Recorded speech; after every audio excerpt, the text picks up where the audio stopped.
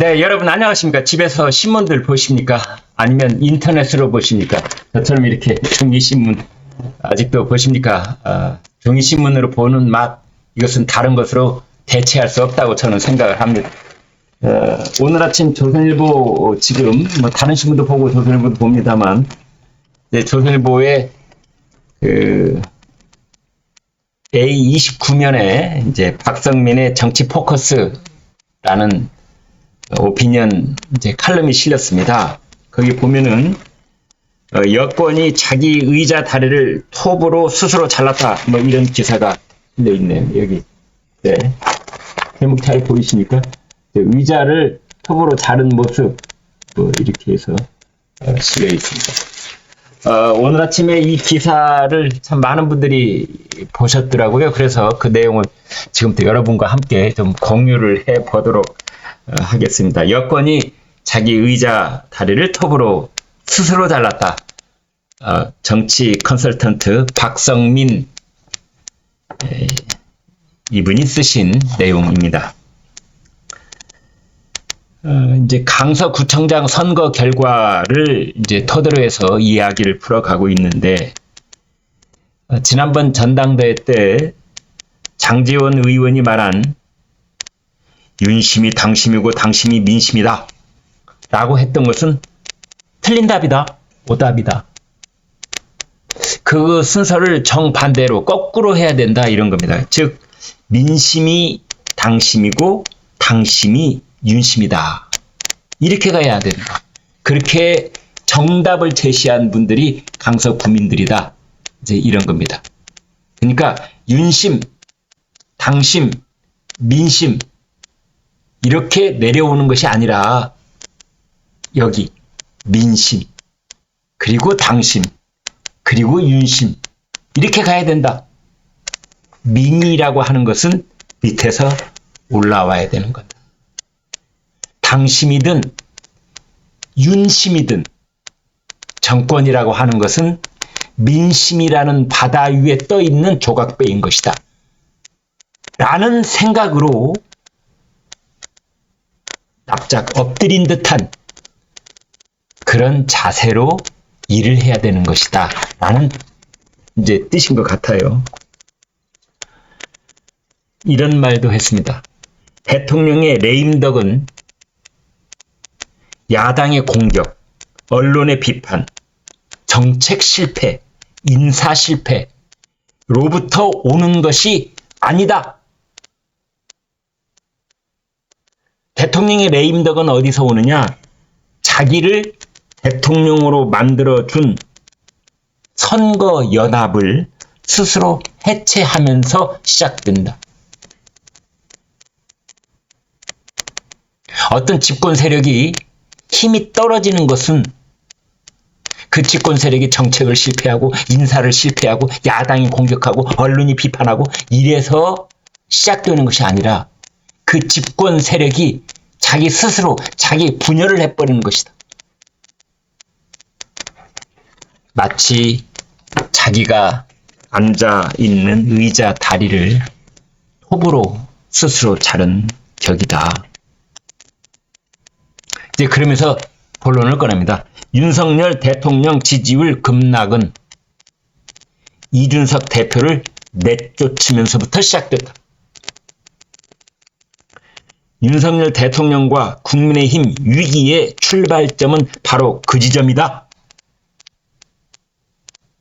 이준석을 징계하고 이준석을 내쫓고 이준석을 당대표에서 내쫓고 징계하고 이런 것들에서 윤석열 집권 세력의 자기 분열이 시작됐다고 볼 수 있는 거고, 그것은 선거연합을 스스로 해체한 거고, 그건 의자의 다리를 자기 스스로 톱으로 자르는 것이나 마찬가지다 라고 얘기를 했습니다.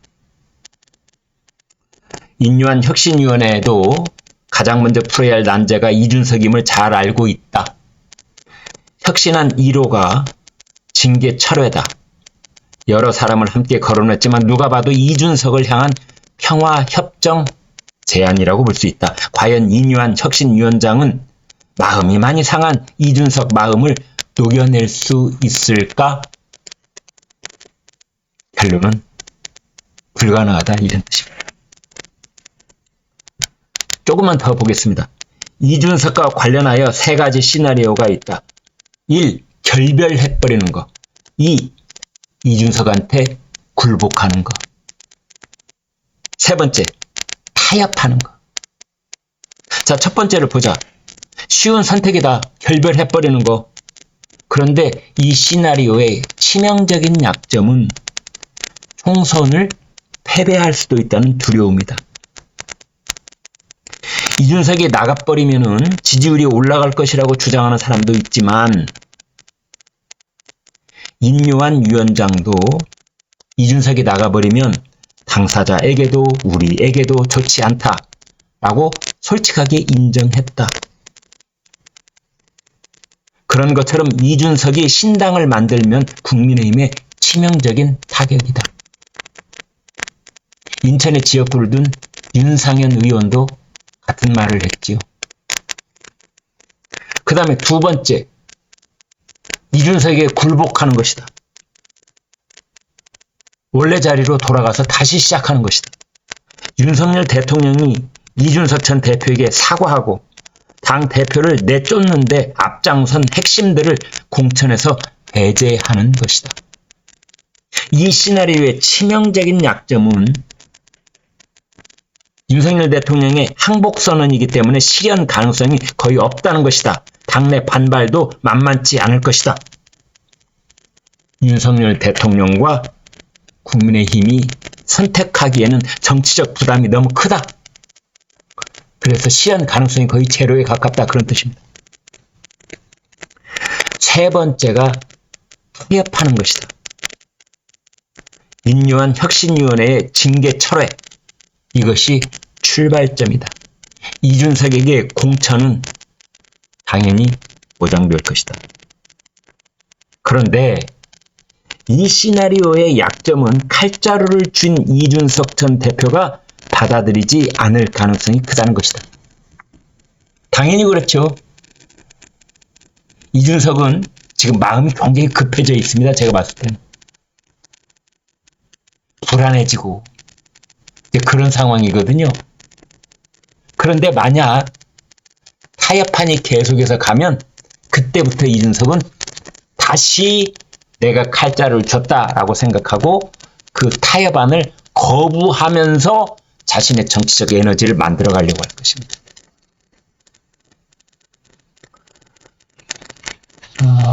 이준석에게 거부할 수 없는 제안을 하라. 뭐 이런 말을 하는 사람도 있습니다. 그런가 하면은 어떤 제안이든 이준석은 거부할 수밖에 없을 것이다. 지금 이준석은 스스로 자신의 정치적 프레임을 그렇게 만들어버리고 말았다.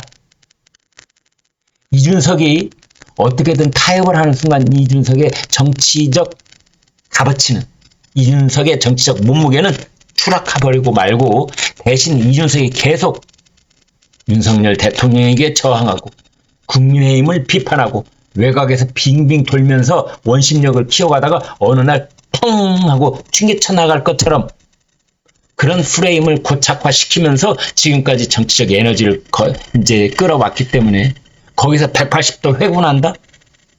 이준석이 선택할 수 없는, 거부할 수밖에 없는 그런 제안이다.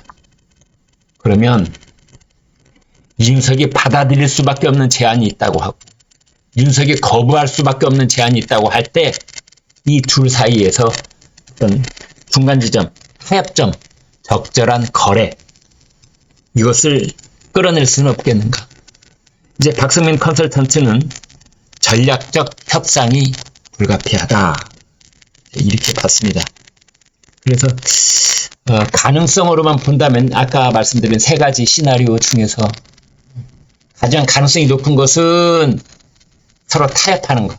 어떻게든 아무튼 고도의 협상을 발휘해서든 어쨌든 그래서 톱으로 잘라낸 다리를 다시 이어붙이는 것. 이제 이거고요. 그 다음은 결별해버리는 것. 이준석 제명. 이준석 스스로가 탈당. 그 다음에 세 번째가 이준석에게 사과하고 굴복하는 것. 그런 가능성으로 봤을 때 그런 겁니다. 셋 다 미션 임파서블이다. 그럴 가능성은 없어 보인다. 이런 겁니다.